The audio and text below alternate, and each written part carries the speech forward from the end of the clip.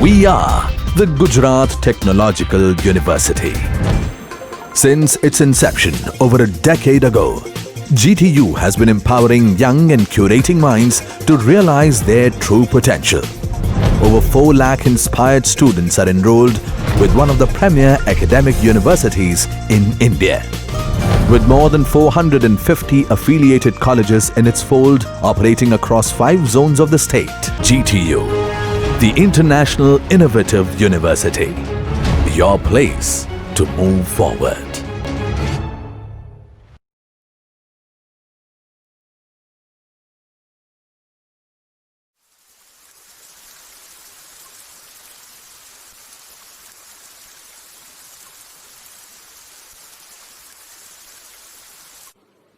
Main difference between viscous flow and turbulent flow is, in viscous flow, इसको ध्यान से सुनना, in viscous flow the shear stress is only due to viscosity, but in turbulent flow the shear stress is due to viscosity also and due to turbulence also. So our first question is to understand shear stress distribution in a viscous flow. Now, first, shear stress due to viscous flow is mu into du by dy, and shear stress due to turbulent, this is tau v, this is tau t, eta into duy upon du bar upon dy. This is called J-Bosnick equation, this, where eta is, this tau t is the shear stress due to turbulence, and total shear stress is equal to shear stress due to viscosity plus shear stress due to turbulence, because it's a turbulent flow. This eta is called AD viscosity.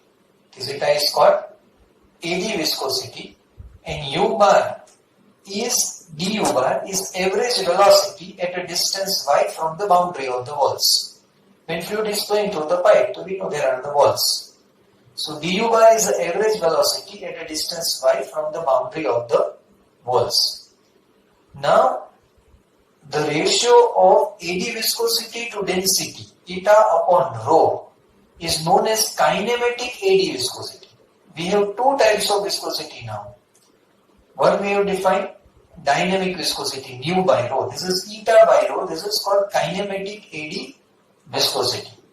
And this is normally written as epsilon. So epsilon is eta by rho. So tau is equal to tau v plus tau t. Tau v, you know, mu into du by dy. Tau t, eta into du bar by dy.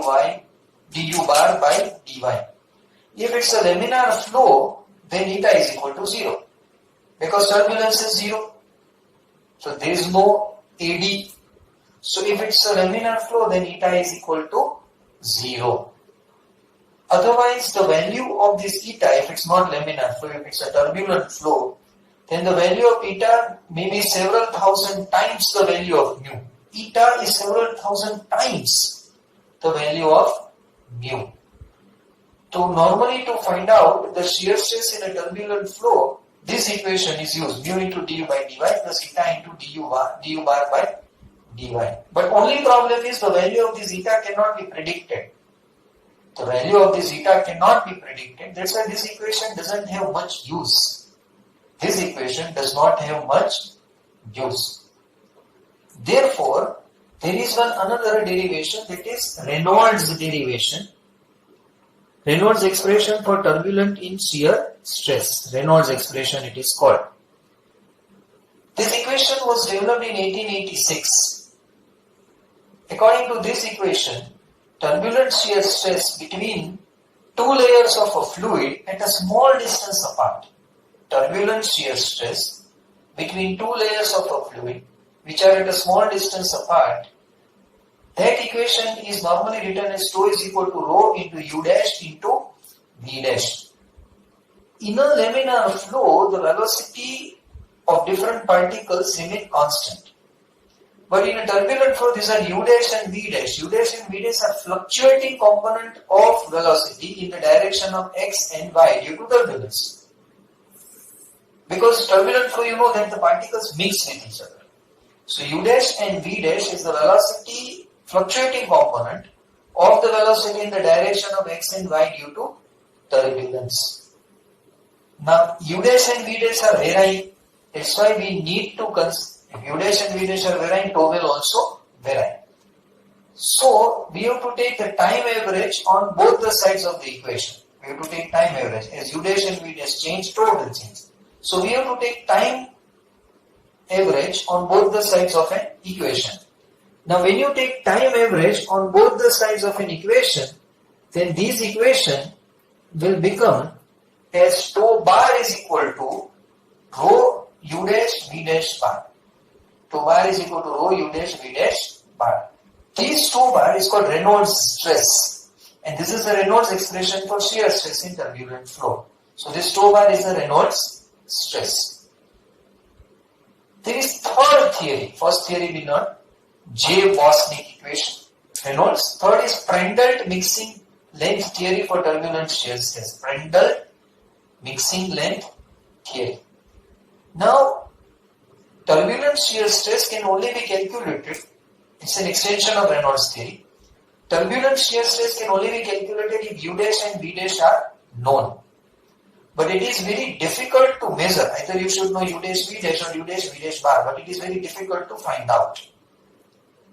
To overcome this difficulty, Prandtl, he has predicted a mixing length hypothesis which can be used to express turbulent shear stress in terms of measurable quantities, because this u dash and v dash, u dash v dash bar are not measurable. So he has presented one mixing length hypothesis which can be used to express turbulent shear stress in terms of measurable quantities. According to Prandtl, the mixing length L, that is the distance between the two layers in the transverse direction, such that the lumps of fluid particles from one layer could reach the other layer and the particles are mixed in the other layer in such a way that the movement of the particles in the direction of x is same. Understand again. Mixing length hypothesis of Prandtl. It states that the mixing length L is the distance between the two layers in the transverse direction such that the lumps of the fluid particles from one layer could reach the other layer and the particles are mixed in the other layer in such a way that the momentum of the particles in the direction of x is same. So he also assumed that the velocity fluctuation in the x direction, u dash, is related to the mixing length L. U dash related to the mixing length L is u dash is equal to L into du by dy. V dash, the fluctuation component of the velocity in y direction, is also of the same order of magnitude u dash. V dash. U dash is the fluctuating component of the velocity in x direction. V dash is the fluctuating component of the velocity in y direction. And this u dash and v dash are same. So v dash is also L into du by dy. So u dash v dash bar is equal to L into du by dy plus L into du by dy. It means that it is L square du by dy square. Now tau bar is equal to rho u dash v dash bar. So rho L square du by dy square. So what is du by dy square? Acha, tau bar is what? Mu into du by dy. Tau bar we have written somewhere. Mu into du by dy plus eta into du by dy. So now total shear stress is shear stress due to viscosity plus shear stress due to turbulence. Shear stress due to turbulence. Now how to find out the shear stress due to turbulence? So now we have an equation of total shear stress. This is the shear stress due to turbulence, and total shear stress at any point in a turbulent flow is sum of shear stress due to viscosity and sum of shear stress due to turbulence. Total shear stress at any point is equal to sum of shear stress due to viscosity and sum of shear stress due to viscosity and due to turbulence. So tau bar is mu into du by dy plus rho L square du by dy the whole square. Normally the viscous shear stress is negligible. Viscous shear stress is negligible except near the boundary. If you are considering boundary of the walls, then shear stress is not negligible. We have learned in viscous flow that it is maximum. So this equation is used, Prandtl mixing length theory. This is used for most of the turbulent fluid flow problems. Most of the turbulent fluid flow problem, this equation is used. So shear stress, whenever it is asked, three theories. J-Wasnik equation, Reynolds expression, Prandtl mixing length theory. You know, after shear stress, we will learn in a viscous flow. Next is velocity distribution in a turbulent flowing pipes. Velocity distribution in turbulent flowing pipes. Now, so velocity distribution when we start, before that we know that total shear stress is the sum of shear stress due to viscosity and due to turbulence. Correct? Now velocity distribution can be obtained if we have the relation between L, the mixing length, and Y. Y is the distance of the flow from the boundary. This Y is the distance of the flow from the boundary. So Prandtl assumed that the mixing length L is a linear function. L is directly proportional to Y, so L is equal to Ky. He has said that this mixing length L, the length over which it gets mixed, is directly proportional to the distance. As the distance from the walls increases, then mixing of the particles is more. So this L mixing length is directly proportional to the distance of Y from the pipe wall. So L is directly proportional to Y, so L is equal to Ky. This K is called Kármán constant and which is equal to 0.4. K is Kármán constant and which is equal to 0.4. So now, if you want to find out tau bar, then it is rho L square du by dy the whole square. Instead of L, what can we write? Ky. So rho Ky the whole square du by dy the whole square. So what is du by dy? What is du by dy? This is du by dy square. इसको नीचे ले जाओ. Tau bar upon rho k square y square. So it is under root of tau upon rho k square y square. And if you want to write down like this first, du by dy square is equal to what? Is equal to tau bar upon rho k square y square. So if you take a square root, then this is like this. Then ky outside, 1 upon ky under root tau bar by rho. Now why I have written tau 0? Instead of tau bar, y we have written tau 0. For small value of y, that is very close to the boundary of the pipe. If you have a pipe, y is the distance from the boundary of the pipe. For small value of pi, for small value of y means nearer to the boundary of the pipe, Prandtl assumed that shear stress tau to be constant and approximately equal to tau 0. Near the boundary of the wall, shear stress is constant, which is equal to tau 0. Tau 0 which presents the turbulent shear stress at the pipe boundary. So tau we have replaced to tau 0. So now in this equation, if I make under root tau 0 as the subject of equation, think what is the formula of tau 0? See, under root tau 0, tau is shear stress, so it is Newton per meter square. Density kg per meter cube. Meters cube, meter square. So Newton into meter upon kg. What is Newton? Kg meter per second square. Meter per kg as it is. Kg cancel. So meter square upon second square. It is same as meter per second. It means that under root tau 0 by rho has the same dimension as that of velocity. Again, under root tau 0 by rho. Tau 0 is Newton per meter square. Rho is kg per meter cube. So it is Newton into meter per kg. Newton is kg meter per second square.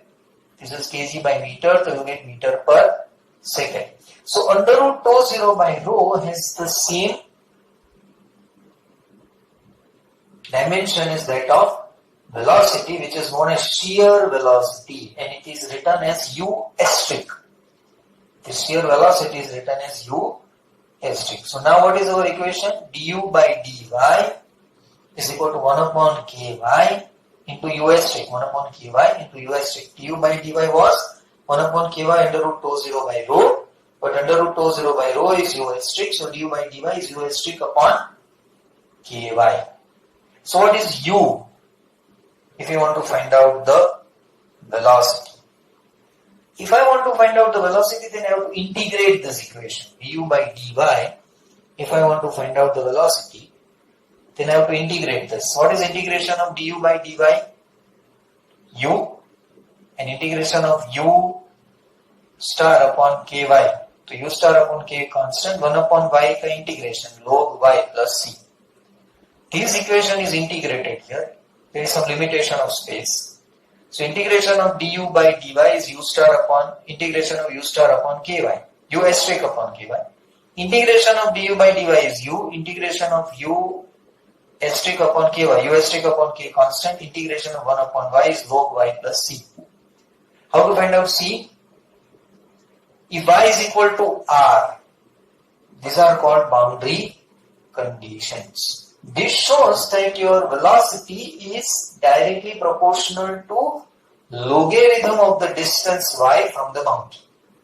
Your velocity is directly proportional to logarithm of the distance y from the boundary. So this is a logarithmic relation. At y is equal to r, that is the radius of the pipe, at y is equal to r, velocity is maximum. Shear stress is maximum at the boundary, and velocity is maximum at the center of the pipe. Shear stress is maximum at the boundary, velocity is maximum at the center of the pipe.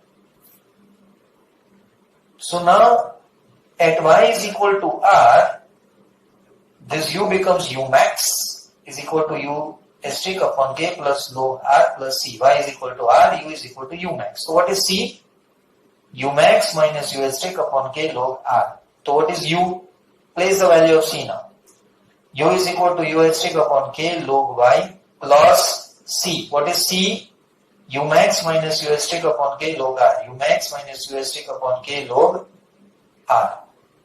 U max, this is log, this is log. तो इसको मैं अकेला कर देते हैं.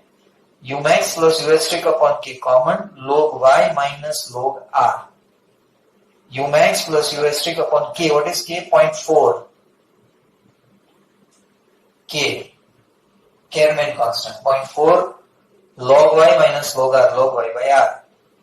So u is equal to u max plus 1 upon 0.4. If you do it is 2.5.